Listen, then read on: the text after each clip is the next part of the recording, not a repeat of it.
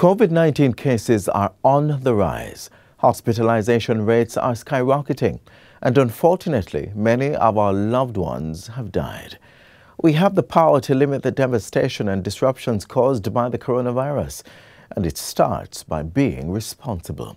Being responsible means practicing the COVID-19 control measures. These include wearing a mask, washing and sanitizing your hands regularly, being socially distant in public spaces, and staying home if you don't need to be on the road. It also means taking the vaccine. Let us all work together to make Jamaica the place of choice to live, work, raise families, and do business. We can do it. We should do it. We must do it. The following is brought to you by the Office of the Prime Minister. When your turn comes for the vaccine, please take the vaccine. It is absolutely important. For those who have hesitancy and fear, and all of that is legitimate, it's healthy. But I believe we have seen the vaccine at work. We know what the risks are. There are no risk-less activities in life. We urge you to participate in the national program and get vaccinated. The proceeding was brought to you by the Office of the Prime Minister.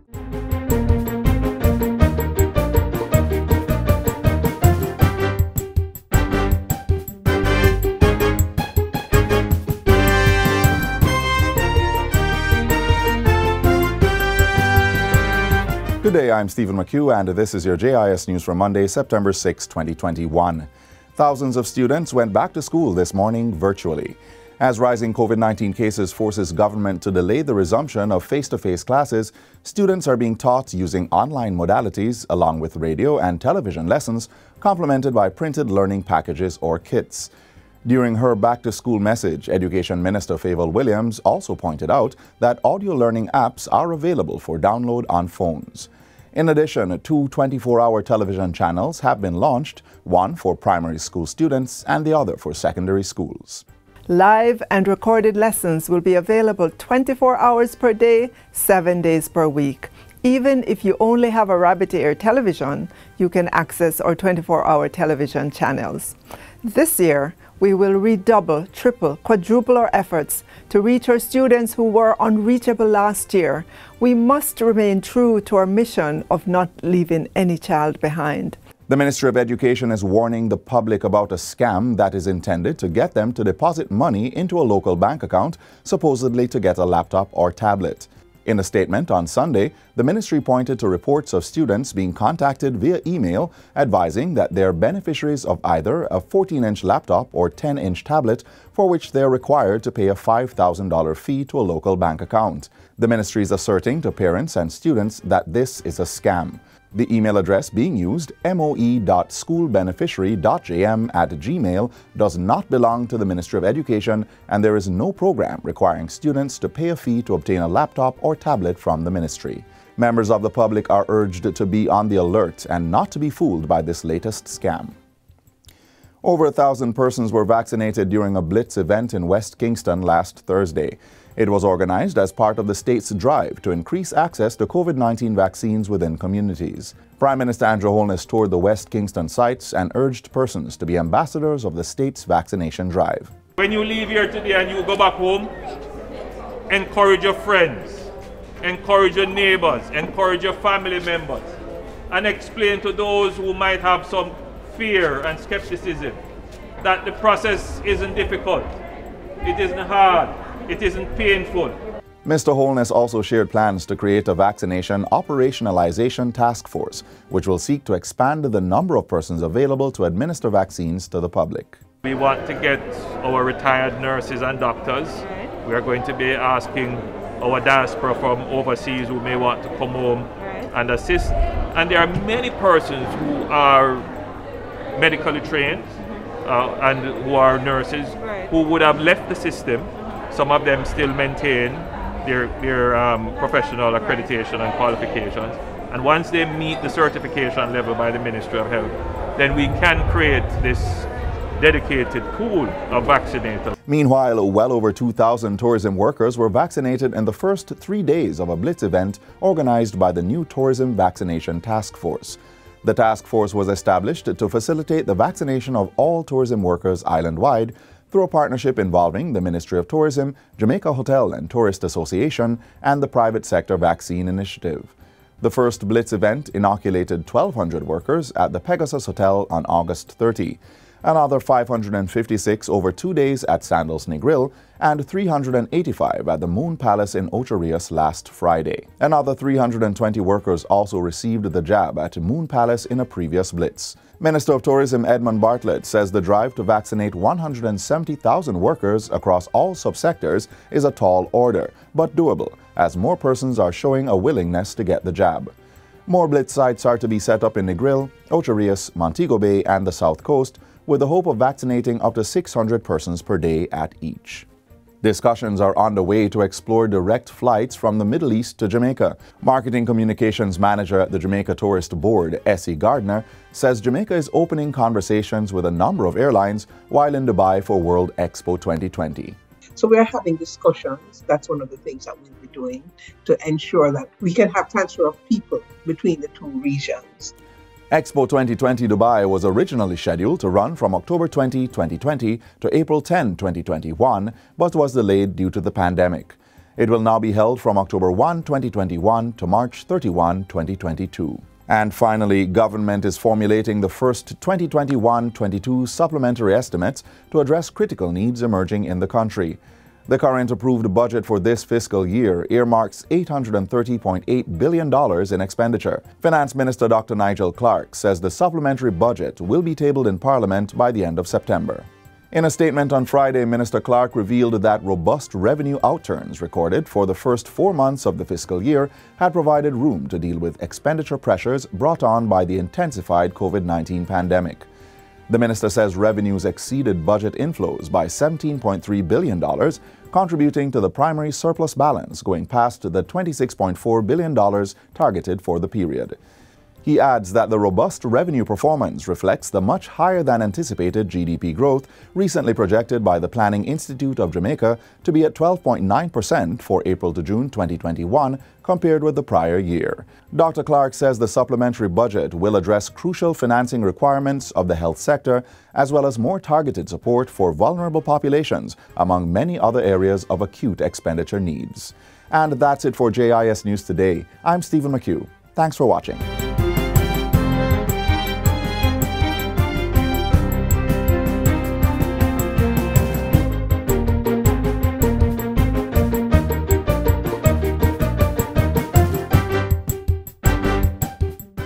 Without a doubt, tourism is Jamaica's #1 industry, and our dedicated workers are its greatest asset. Jamaica would not be the heartbeat of the world without you. As the industry rebounds from the impact of COVID-19 pandemic, we truly need all hands on deck, yours included. Vaccination holds the hope for tourism's full recovery. In addition to COVID-19 protocols, it is the only comprehensive way to fight the pandemic and save lives. I am therefore urging every worker in the tourism and hospitality industry, in all the subsectors, including accommodation, attractions, entertainment, transportation and craft, to do your part and get vaccinated. Do it for yourself, your family, your workplace, and your community. Do it for Jamaica, land we love. Stay safe. Get vaccinated. The new school year has officially begun with online classes. As your child or ward goes to school from the comfort of your home, we want to ensure that they retain what they're learning. And that starts with a healthy and nutritious breakfast. Watch as the Heart NSTA Trust shares some meal ideas. Breakfast is said to be the most important meal of the day. But how often have we been having breakfast? We've been skipping breakfast morning after morning. Do we really want to pass on this poor health practice to our children? I don't think so. So we've decided to get some help.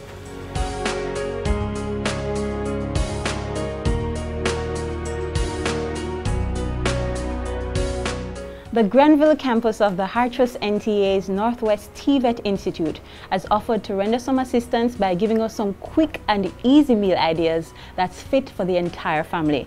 Our facilitator today is sous chef Randy Plummer. Thanks for having us, Randy. Hi Sandra, thanks for coming. Thank you. Welcome to Granville campus. Today we'll be doing some healthy, nutritious meals just to give parents and caregivers a workable example of what they can do in no time. So before we get into business, Randy, why is it so important for us to have a healthy breakfast? Well, it's important to have a healthy breakfast because throughout the night, the body loses all the nutrients that it would have gotten in the day. And what the breakfast does now, it introduces new nutrients to the body, giving the body energy so you can carry out given tasks throughout the day. Also, studies have shown where students who have, or children who have healthy breakfast, they tend to concentrate better in school or at their work. Some of us parents can hardly find time to send our children to school on time, much less cook meals in the mornings. What do you recommend? Well, there's a whole lot of easy breakfast ideas. Simple thing, just as a boiled egg with some tomatoes, introducing protein along with vitamin C. Another example, oatmeal porridge with raisins. Oats is a good source of fiber. Raisins a good source of vitamin C also.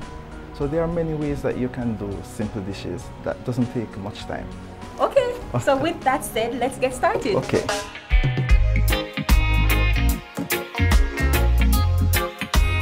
Welcome to our kitchen. Today I have assisting me, Sapphire. We're doing some easy breakfast meal ideas. The meals are so easy to prepare, so you can have your children assist you. Today we'll be preparing mackerel croquettes. The ingredients are mackerel, escallion, mixed vegetables, red onions, and white onions. Also, we'll be using the breading process. The ingredients for the breading process are flour, egg wash, and the breadcrumb. For children who suffer from celiac disease, instead of using our regular breadcrumb, you can use the gluten-free breadcrumb. So what we'll be doing now is basically adding all our ingredients and mixing them together. So first we'll add the sweet potato. And sweet potato is rich in iron and potassium. We'll add the mackerel flakes. So Randy, how long does this meal usually take to prepare? It doesn't take more than 5 minutes. So what I would suggest to parents who work and have no time to prepare the meals in the morning, prep all ingredients from overnight, put them in the fridge, and then go ahead and deep fry them in the morning. And that will take the most 3 minutes. So what I'll have Sapphire doing now is just mixing the ingredients for me.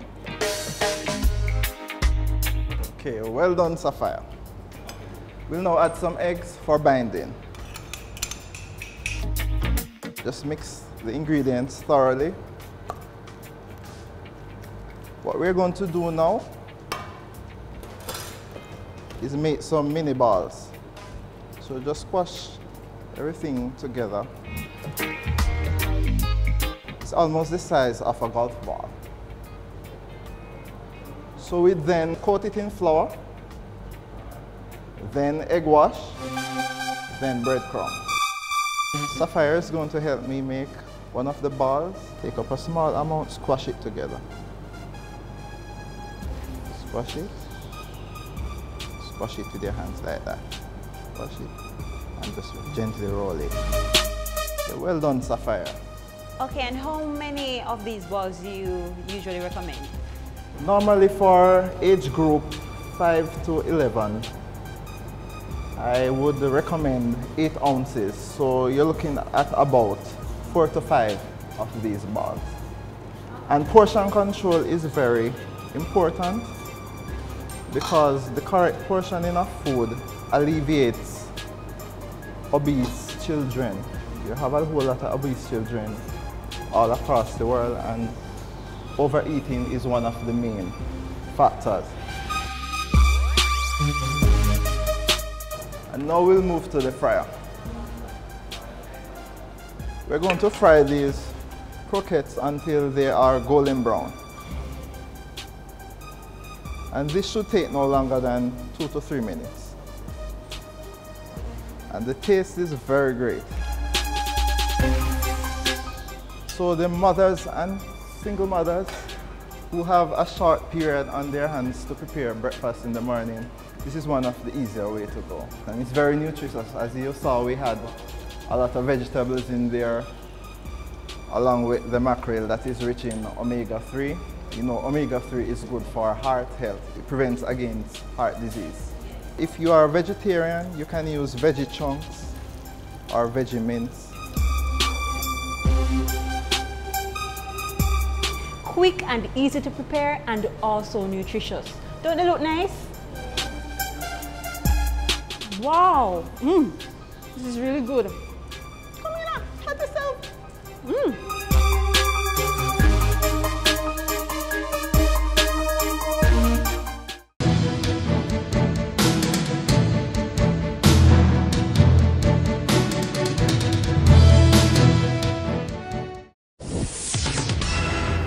Tropical storm Hugo has been upgraded to a hurricane and is expected to impact Jamaica. A hurricane warning is now in effect. Wait! Did you know there are a few steps that have to be taken before a hurricane advisory is issued?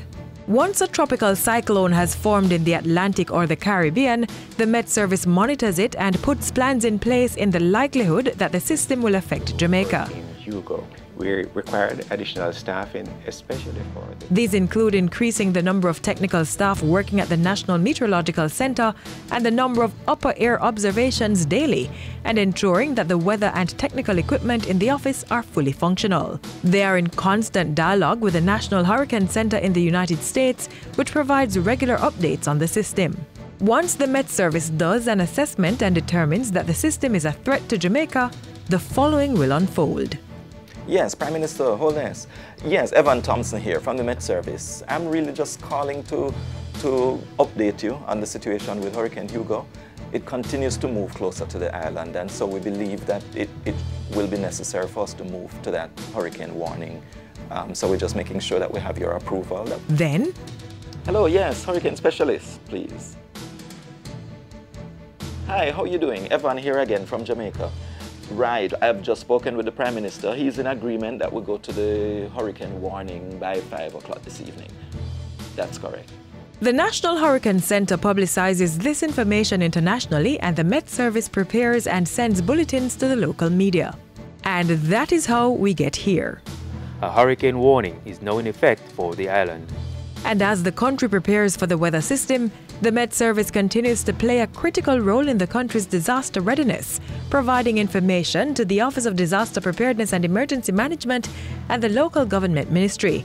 These entities use this information to determine which areas on the island should be evacuated and where shelters should be opened. That's not all. The Met Service also works closely with the Coast Guard to evacuate fishermen at sea, on the quays and banks before the storm hits. That is how the Met Service keeps Jamaicans in the know so that they can better prepare for any severe weather system.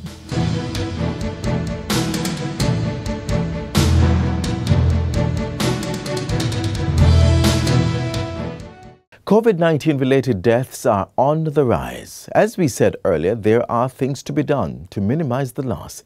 But whether the death is from the coronavirus or some other cause, it's important to know what needs to happen if your spouse dies without leaving a will.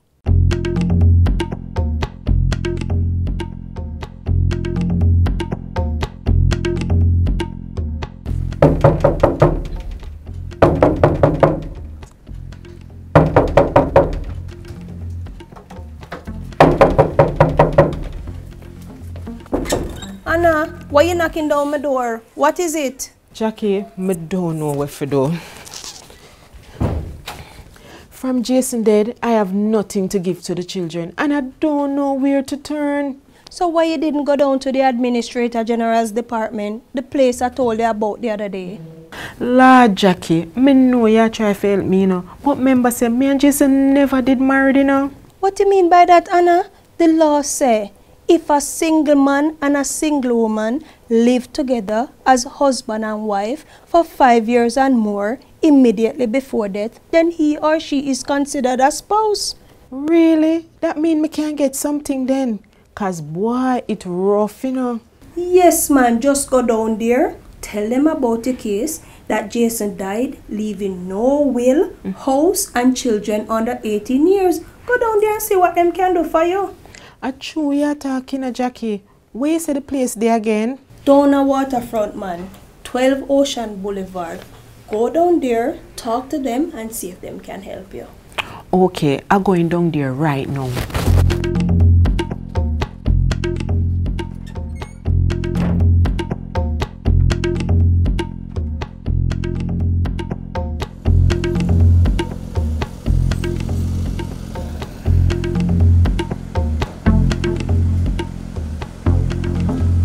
Good morning, madam. How are you?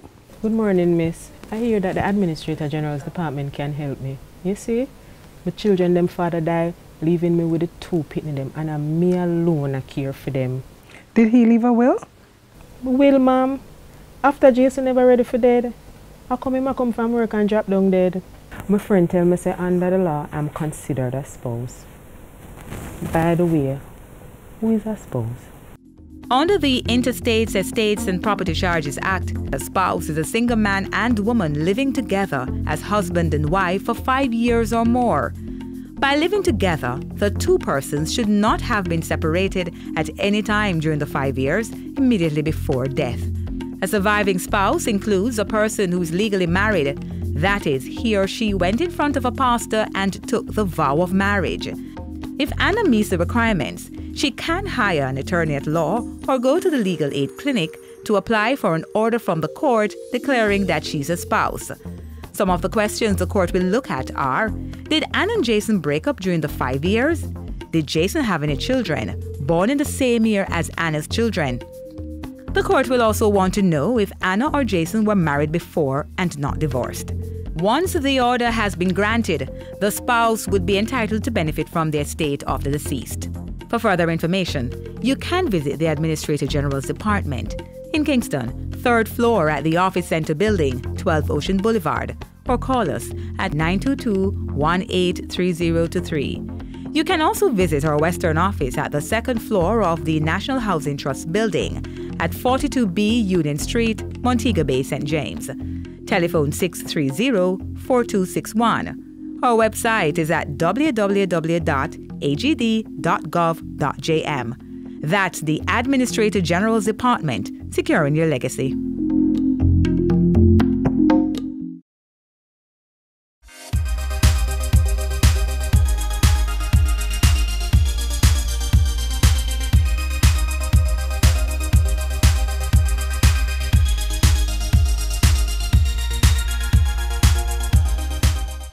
The Registrar General's Department has joined the throng of entities increasing their digital footprint. See how you can access the department's services from the comfort of your home. Hello, Jamaica. My name is Charlton McFarlane, and I am the Chief Executive Officer of the Registrar's General Department. I also go by the title Registrar General and Deputy Keeper of the Records. Over the last 12 months, the RGD team, under my leadership, embarked on a program entitled Digitally Bold. What does Digitally Bold mean? It means two things. Number one, we will migrate as much of our services to our online and digital platforms as far as possible. And number two, it will mean that our customers will have greater access and greater convenience in access when they access our services. All they need is a smartphone and internet connectivity. The following feature showcases and highlights the steps we have made along our Digitally Bold journey. Do enjoy. Customer service improvement. SMS text is sent to customers advising on the result of form search, which is a detailed search that seeks to ascertain registration information for individuals who do not have a registration number. Our BDMS, birth, death, marriage system is directly updated to the system. This accommodates correction of errors on certificates to be corrected and reprinted immediately upon return of certificates by customers. Application for refunds are also accepted on the RGD's website. Our online web chat facilitates customers worldwide where they communicate real-time with RGD representatives who assist with queries. The agency is now able to deliver burial orders to our customers electronically. This is only applicable to deaths occurring in public and private hospitals or health facilities island-wide at this time. As a result, our customers are able to get the death registration of their loved ones completed without ever having to visit the RGD. With our online record updating applications, both local and overseas customers are now able to apply for the following record updating products online: late entry of name, addition of father's particulars, and correction of errors for birth, death, and marriages. These initiatives are in support of the government's call for businesses to streamline their services with a view of reaching more of their customers online. Online verification service has expanded our clientele to include the Ministry of Education, Youth and Information, the Administrator General's Department, the British High Commission, the Jamaica Defence Force, and our agreement with the Passport, Immigration and Citizenship Agency is still in the testing phase. We offer live streaming of registry weddings from our head office location. This service was implemented based on the current government protocols to include physical distancing, the restrictions on the number of guests that are allowed to attend, and our trust to move our service offerings online. Same-day, next-day applications. Effective February 22nd, 2021, the agency will be accepting same-day and next-day applications for certificates of births, deaths, and marriages. As the agency continues to satisfy, we made it our priority to thoroughly revise and posted the Citizens Charter on our website. So there you have it, the several steps we have made so far along our digitally bold journey. But it's not over yet.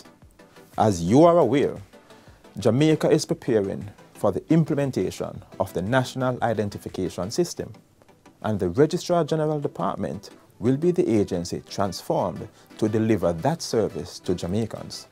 So as we continue our journey of modernization, I invite you to stay tuned, stay in touch, and take advantage of our digitally bold initiatives as we improve customer service delivery to every single Jamaican at home and in the diaspora.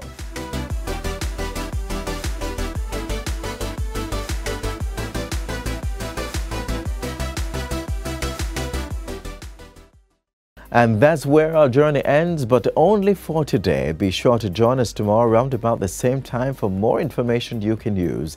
You may also join us online. There's our website, our YouTube channel, our pages on all the major social media platforms, and we also have a mobile app that's compatible with Android and iOS. Until then, I'm Adrian Atkinson. Stay safe and vaccinate. This has been a production of the Jamaica Information Service, the voice of Jamaica.